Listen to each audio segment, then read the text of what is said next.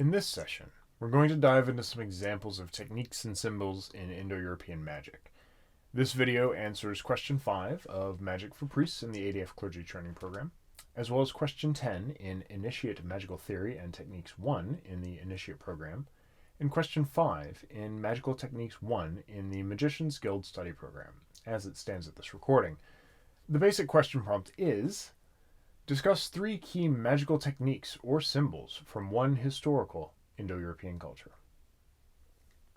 So today we'll be talking about both techniques and symbols. Because this video series is designed to be as cross-cultural as I can make it, we'll talk about several different techniques and touch on where you can find each of them in multiple cultures.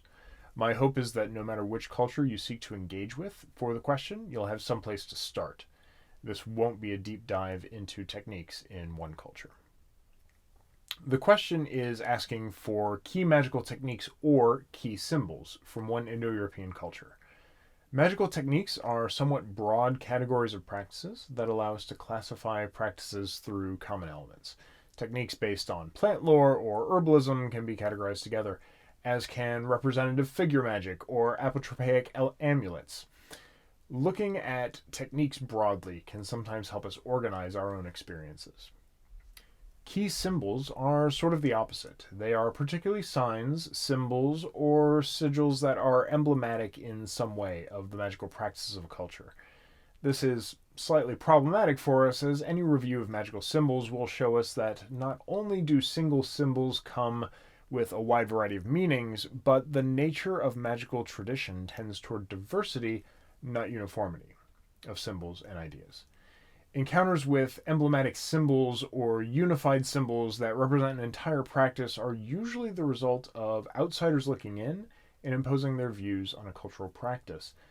In short, it is most often the result of colonialism, homogenization, and erasure, and we need to recognize that and consider it as we look at the source material. The first technique that we'll look at is the practice of using inscribed tablets to curse. These tablets were carved not only onto sheets of lead, but also onto seashells and papyri, and then buried into the ground where spirits could find them, such as under a threshold in a house or in a graveyard. Occasionally, they would be addressed to a particular spirit. In the Greek world, usually Hecate, Hermes, Persephone, or Typhon.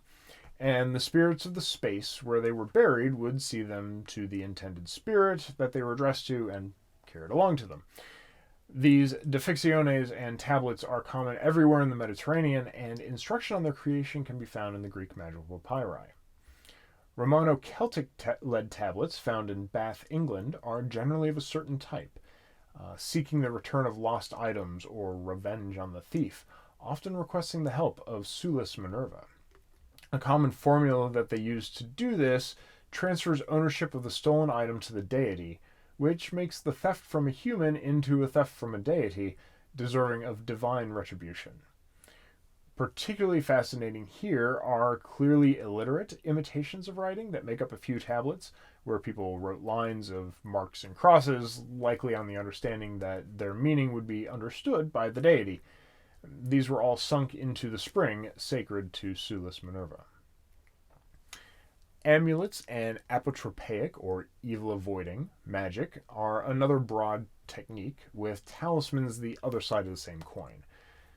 The Greeks used the face of the Gorgon, found on Athena's shield, to repel that which might harm a person. Carrying it or wearing it would petrify those who sought to harm you. The Hittites used cylindrical seals, sometimes of diorite or hematite, engraved with mythological scenes. In the Hellenized world and beyond, delicately carved gemstones were carried depicting gods and myths.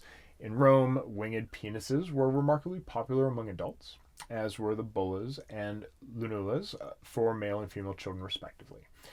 The modern Near East, of course, is full of apotropaic eyes designed to ward off evil, a tradition that dates back to the ancient world. And I can never let a discussion of amulets go by without reminding everyone that Pliny the Elder said that everybody in the East wears jasper as an amulet, and that magicians say it's great for improving your public speaking. While amulets such as these repel or ward off evil or harmful things, talismans strengthen your potentialities and fortunes. The strength of a metal brings you unbending courage. The weight of a dense stone centers and holds you. Again, the carving of gemstones, particularly when set into decoration, is a common application of this notion. In both amulets and talismans, we might think of magic as inherent in the substance of the magical device, not merely associated with it, though gemstones and their colors correspond to specific magical solutions as well, or even to specific gods. We often find Mars on red jasper or Ceres on green jasper. Also, it's worth mentioning that the word amulet is likely related to the Latin word lamella, meaning little blade or thinly layered, meaning amulet and omelet have the same common linguistic ancestor in Proto-Indo-European mel. Tasty. One of the accepted keystone principles of magic is, of course, sympathetic magic, and the creation of representative figures that match the target of the work. There is a tendency in academic or pseudo-academic circles to call these voodoo dolls as a result of years of negative depiction of Afro-Caribbean religious practice. I include the phrase here mostly to dissuade you from using the term and to provide a preferred framing of puppet magic or representative figurative magic instead. Certainly, the Indo-European world is full of figural magic, from corn dollies to corn goats in northern Europe to clay figurines found deposited into the ground in Hellenized Egypt to wax figures melted away by the Ephesian Artemis to resolve a plague. Where we have instruction on how to make them, these figures are often connected to their target via a magical essence, or ousia in Greek, which might be something physical from the person or thing it represents, or a word or phrase, usually their name, carved into the figure directly. The figure is then bound, pierced, otherwise rendered inert and powerless, or perhaps agonized in a way that disadvantages the target until they do what the sorcerer wants to see done. We should not, however, assume that the various physical piercings, bindings, buryings, or burnings were intended to happen to the physical world. This is no scene from Indiana Jones and the Temple of Doom. Rather, the use of figural magic is most often designed to bind. The sticking of pins is meant to fix the intention or to direct action against certain portions of the body to lead to the desired outcome. We should also not assume that figural magic is bad. The offertory work done at the headwaters of the Seine River in France shows that Gaulish petitioners made wooden and stone images of body parts, organs, or even whole bodies, and sought magical cures through their offerings. Guys like this. A spell from the Greek magical papyri directs the magician on how to call customers to your business with an unheated wax figure. Wordplay is a favorite pastime of magicians, from puns to chanting, and there are many traditions that draw on wordplay to examine. I spoke with some depth on palindromes and wing formations in a previous video, but it's worth mentioning them here as well because we know that things like the Sator Square found in Pompeii and the magical Alba Nathan Alba are common magical techniques.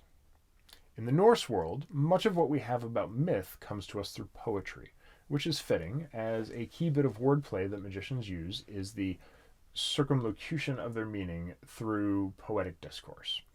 Specifically, they use kennings to obscure a concrete single-word noun with something more figurative.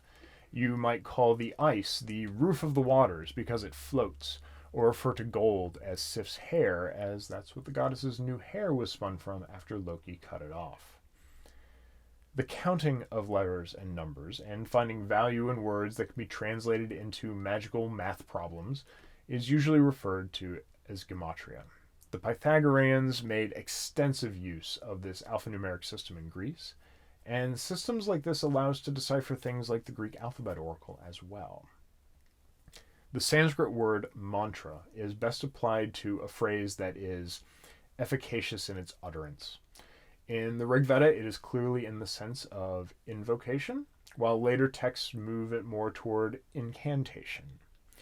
The recitation of passages from the Vedas are clearly seen to create and order the cosmos and ritual, however, and cannot be overlooked when we speak of wordplay as a magical technique. Satire is a quintessential use of word magic in the Celtic world, especially as it appears in Irish. Used to raise boils on the skin of stingy kings, or to kill animals or people, or simply to force others to keep their word, the act of speaking magically to damage another was feared and respected. Herbs play a prominent role in the magic of many cultures as well. The mandrake is the intermediary in Romanian Slavic rites, dealing with marriage and love, through whom the fates are called. The mistletoe is the all-healing plant in Celtic countries, while it is the killer of Balder in Norse myth. We spoke in an earlier video on trance about the healing Asclepions, where fragrant herbs would be used to induce trance and were occasionally prescribed to resolve illness. In Rome, it was not uncommon to see certain plants used in healing, either through their associations with various godden, or through the magic of the plant itself. Garlic was a cure-all in Rome. If you have a deep interest in Roman herbalism, you cannot go wrong with reading through De Materia Medica, which written in the 1st century, covering about 600 different plants and the oils, wines, and ointments made from them. Of course, the most famous use of herbs in lore may be Circe's transmutation of men into pigs during Odysseus' homeward journey, and the magical herb that Hermes provides to him to counteract the enchantment. Circe provides food and drink mixed with an herbal drug to Odysseus' men, and they are turned into swine by the striking of men with her staff. And when Odysseus encounters her with the correct herbal remedy, however, he surprises her by not succumbing to her magic. Of course, not all techniques fall neatly into one category. Sometimes you'll get something that combines stones, herbs, sympathetic magic, and cursing, converting a potentially dangerous body into something inert, as in the Slavic recipe for preventing a body from becoming a vampire. You place 9 stones, 9 marble chips, and 9 millet grains under the head, and you speak, "Your mouth I petrify, your lips I marbleize, your teeth to millet I transform, so that harm you shall never wreak." As mentioned before, the idea of key symbols tends to be reductive, but we'll cover some items quickly because they're part of the question. The key problem with key symbols is that in order to understand something as a key symbol, you either have to standardize on a symbol from outside the culture, or you have to deal with what the symbol erased when the overculture standardized it. You could consider something like the Helm of Awe or the Vejvashir in Germanic cultures to be a key symbol. It's important to recognize that these symbols, while emblematic of Icelandic paganism to us as outside observers, are actually drawn from a 19th century manuscript called the Hold Manuscript. Alternatively, you could look at the Valknut, which appears in at least 2 different forms in the ancient world as a trefoil knot, or as 3 linked triangles. Additionally, the word in Norwegian refers to a polygon with a loop on each corner, so there's a great deal of attested variation in the symbol.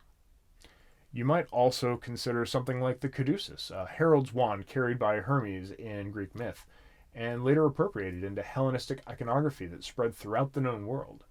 In particular, it was transferred to Hermes Trismegistus through the process of synchronization, where the Hellenistic overculture impressed itself into the Egyptian underculture through currents of universalism, which led to the erasure of local traditions. Another key symbol you might consider is the Welsh awen, 3 rays that flow down from the heavens. This particular symbol was likely developed in the 17th century by Iolo Morganwg, and then retroactively applied to a number of pan-Celtic ideas, despite the concept of awen being Welsh in origin. So as you can see, there are quite a few minefields to wander through as we try and answer this question. There are many techniques we could look at that we haven't: necromancy, stones in general, fire and flame related magic, spell songs, and even generalized divination. I hope this video has been somewhat helpful, because the nature of the question, it is difficult for us to outright answer it without doing videos for each potential culture you might encounter. But if the broad approach has been helpful in finding your starting place, that fits our goal.